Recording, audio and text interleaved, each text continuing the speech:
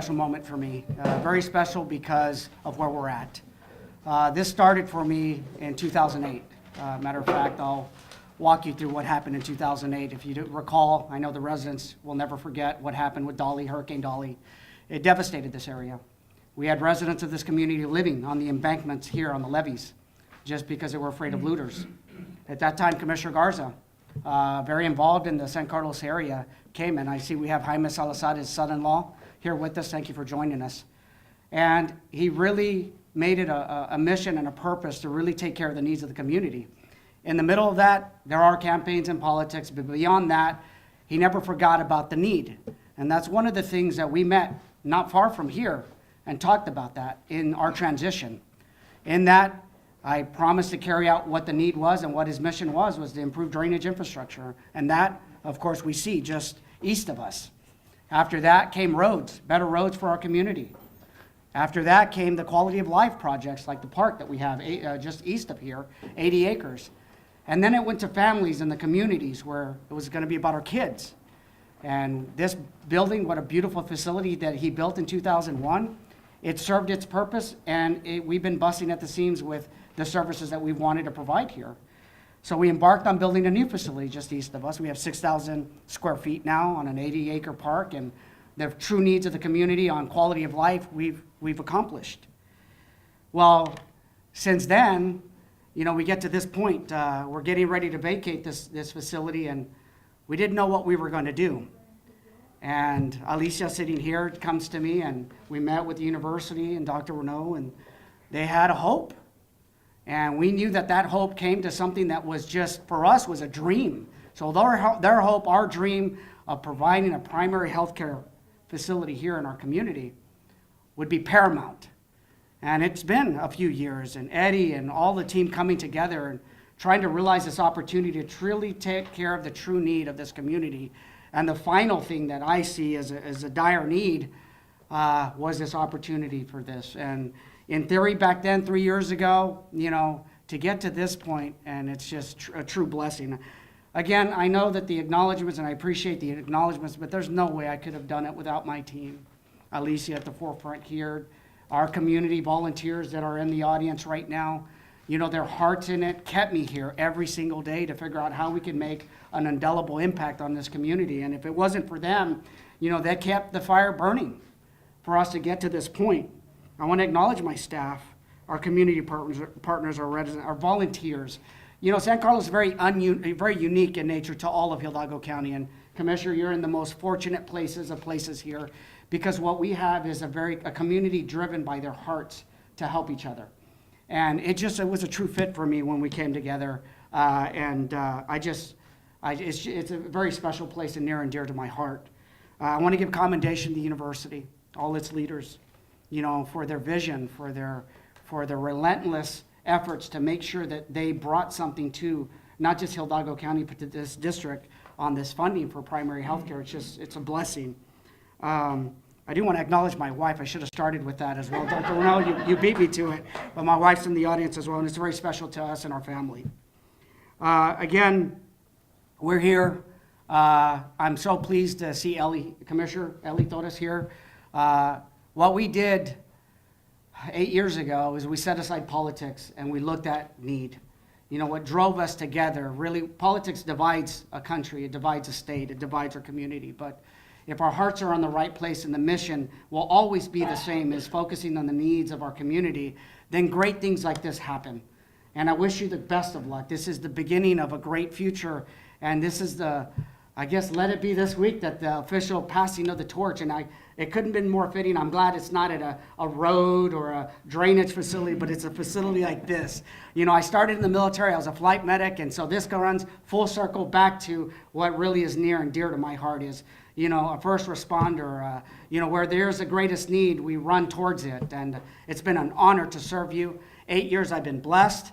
And I'm going to continue to be a partner in our community in any way, form, shape, or manner that can possibly be. But my heart has been here. My heart will never leave here. Thank you very much. God bless you all. And this is such a great blessing. Thank you.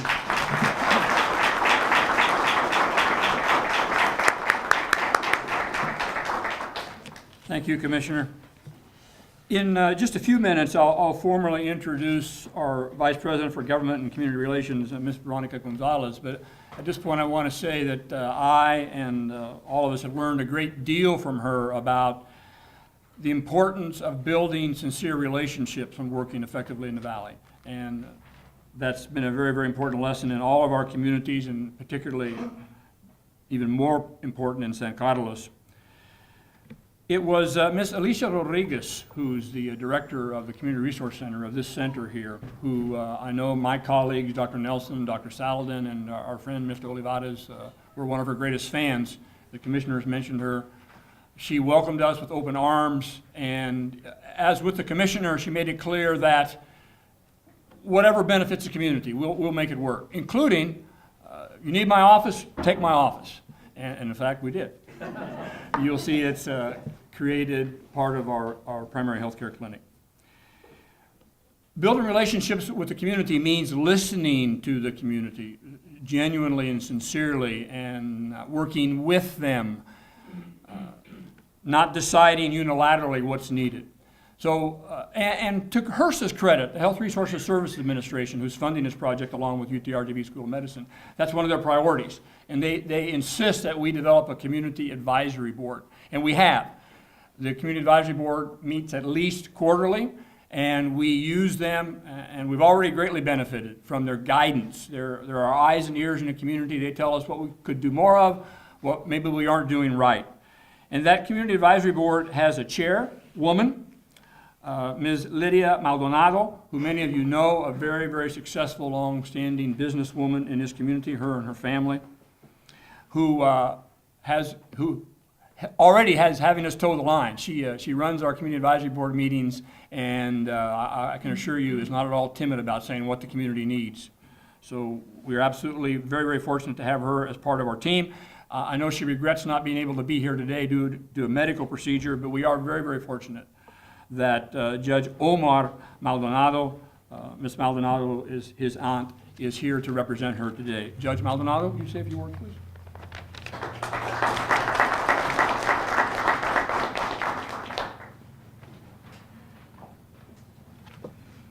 Good morning, everyone.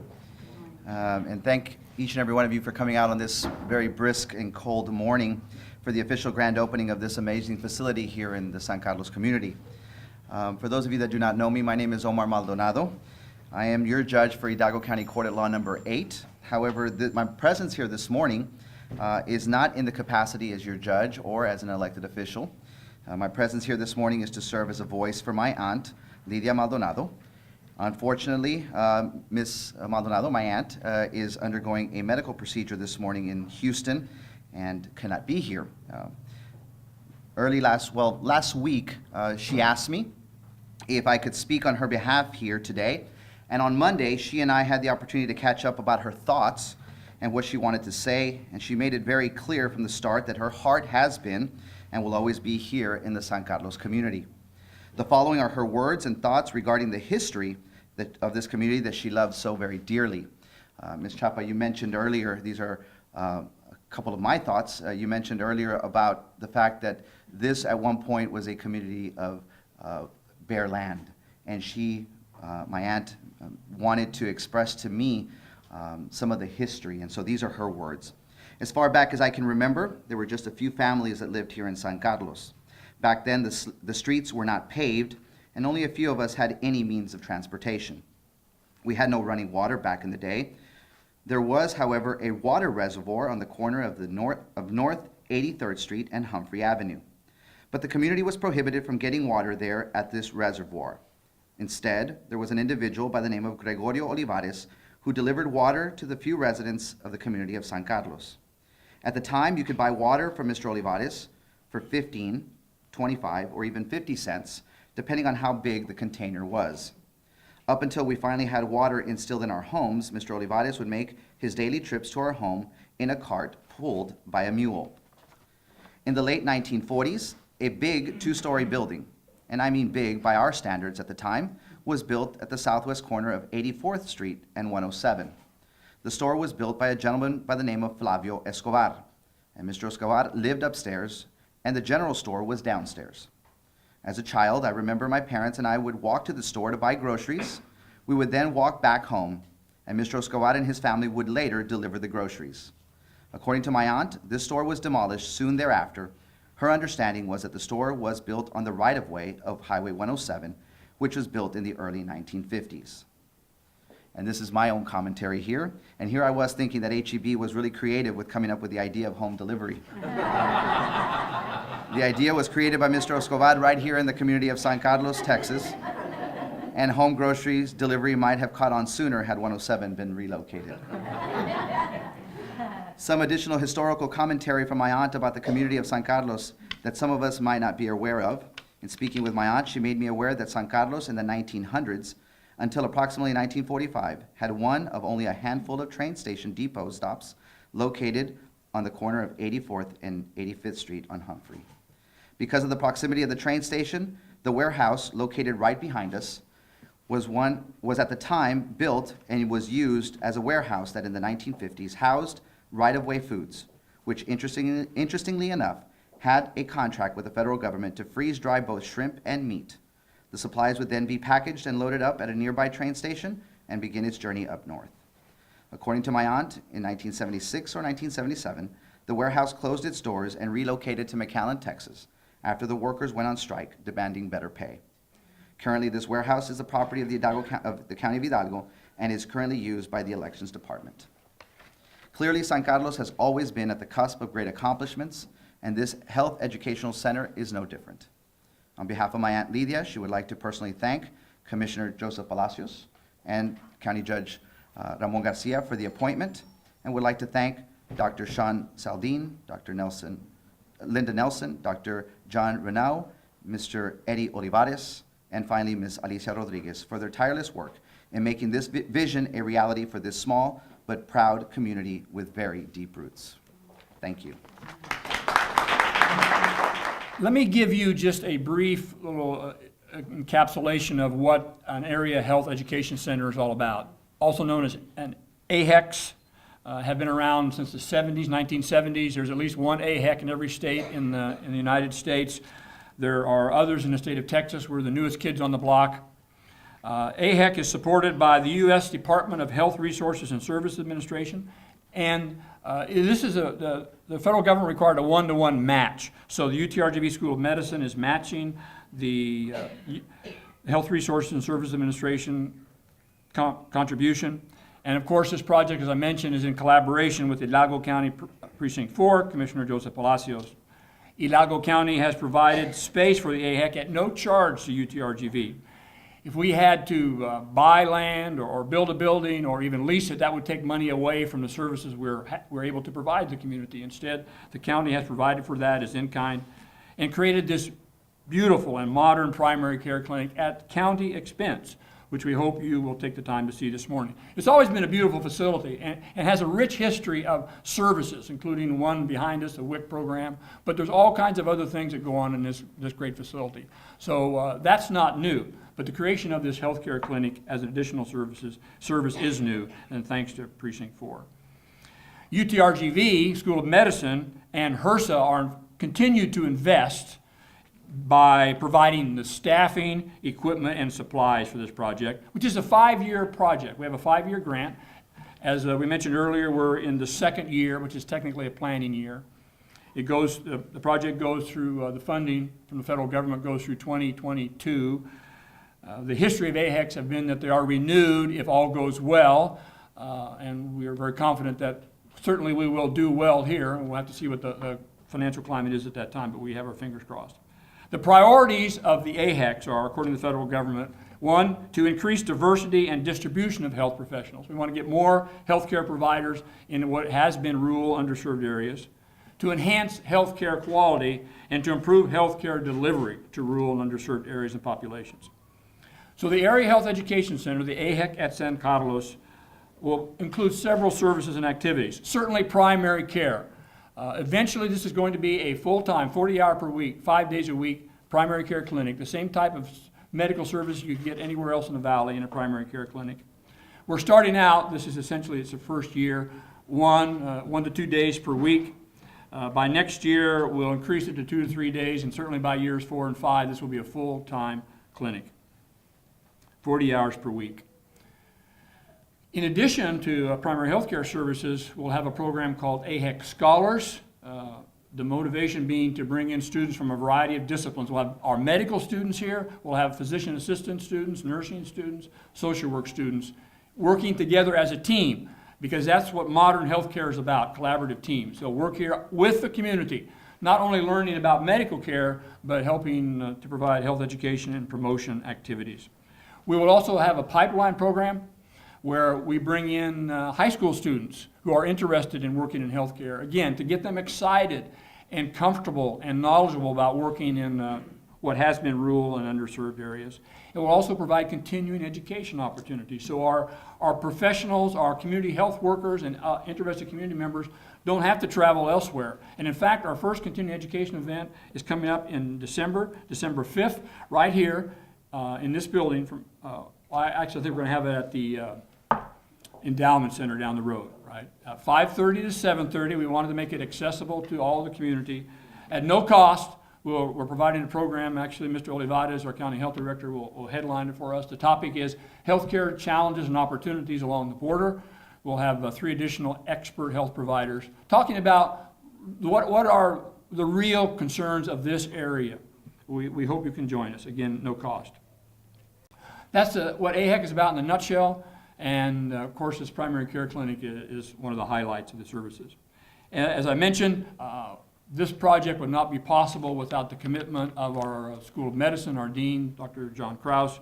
And I'm very delighted to recognize and introduce Mr. Michael Patriarca, Senior Associate Vice President for Health Affairs and Executive Vice Dean for Finance and Administration for the School of Medicine. Mr. Patriarca. Good morning. Again, thanks everyone for making it out on this brisk but warming morning, right? Sun's out and it's a beautiful day. I just want to reiterate, first I'll introduce myself again, Mike Patriarca, Senior Associate Vice President for Health Affairs for the Medical School and the Division of Health Affairs for UTRGV. In that role, I'm also responsible for the practice plan operations of UT Health RGV or UT Health Rio Grande Valley.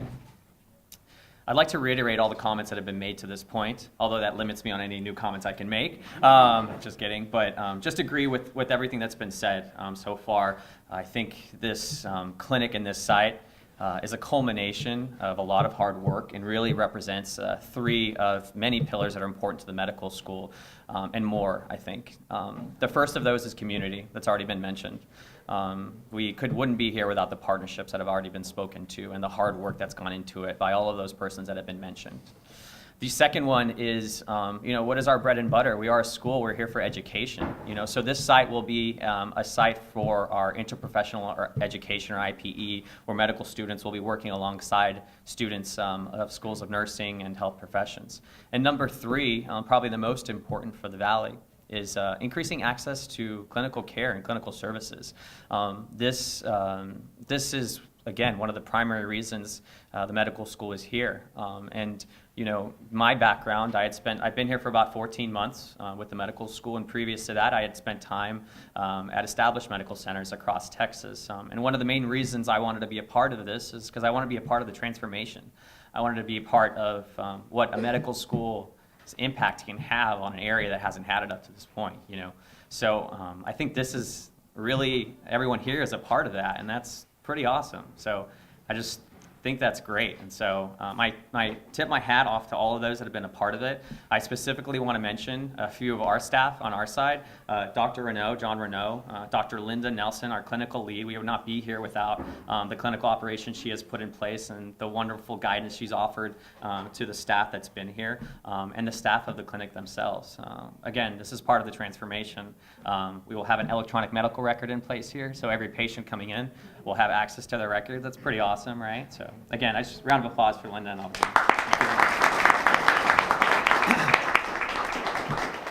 Aside from that, this UT Health Rio Grande Valley is a group of providers. So this site not only opens up to the primary care services that will have through the practitioners here, but the access to care that goes into subspecialties that we will be able to offer at our other sites. So that's where the prevention and really trying to isolate some of these acute diseases that are prevalent in these areas. And that's part of the mission of the medical school too.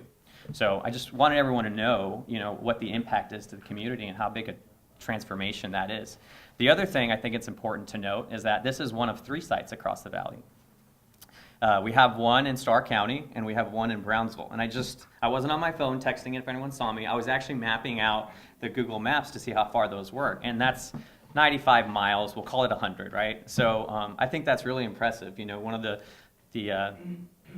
I think biggest opportunities for the medical school, challenging at the same time for UT-RGV as a whole, is that the catchment area is the entire Rio Grande Valley. So we've all joked about moving to Priuses for our cars, but aside from that, I just think that is an added challenge, and it makes this a little bit harder.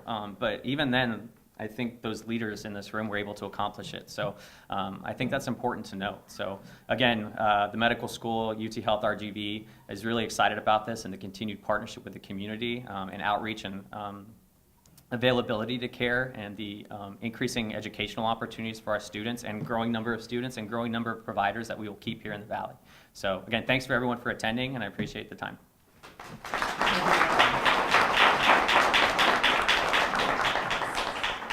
Thank you, Mr. Patriarca. Now it's my pleasure to introduce an individual who really needs no introduction, a person who's earned a tremendous amount of respect at the state and local level. It's always a pleasure for me, an opportunity to accompany her or even be in the same room with her for an event, because riding her coattails. She is so highly respected and has earned it. It's my pleasure to introduce Mrs. Veronica Gonzales, Vice President for Governmental and Community Relations for UT-RGV.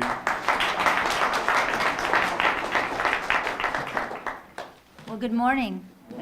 What a beautiful day, both outside and inside this beautiful center. And there's so many people to thank. I don't want to repeat everything that's been said this morning, because I know that you've heard quite a lot, but I do want to also reach out and thank Hidalgo County, and in particular Commissioner Joseph Palacios, who's been so supportive of UT-RGV and the School of Medicine on this project. Of course, I want to thank Eddie Olivares with the Health Department for connecting everyone and his tremendous support all along the way.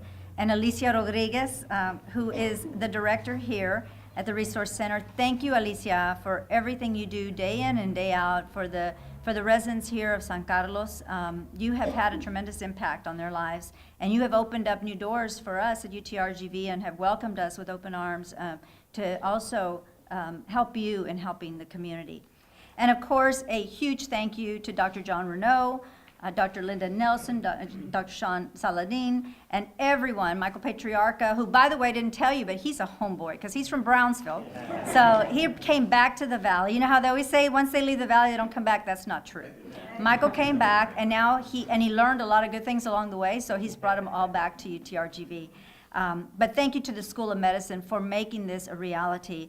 And as the Valley grows, so do the needs for access and the needs for opportunity, access to good health care, access to education, opportunity so that we can improve our way of life. Our kids will have a better life.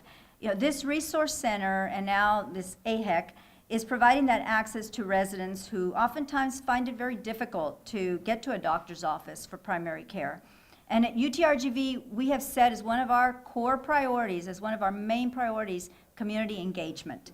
And by that we mean that we don't just invite the community to come to the university, which we do all the time, and we have many, many students and others who come there, young kids and parents and everyone else, but we want to be out in the community. We want to take ourselves out to the community and provide the services there.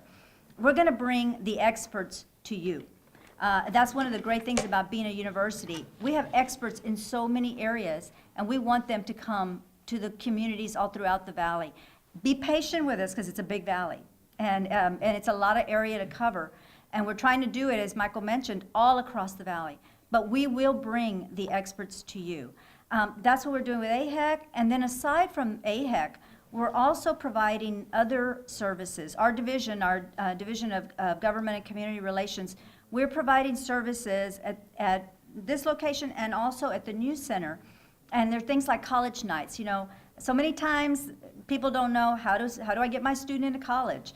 And how do you do it to apply? What do you do to fill out that form that they call FAFSA that nobody understands? What do you have to provide, your tax returns and all that? We not only come out there and tell you how to do it, we bring the computers, we bring the people, they help you to enroll, they help you to fill out the FAFSA. This is intended to help our students get a better way of life.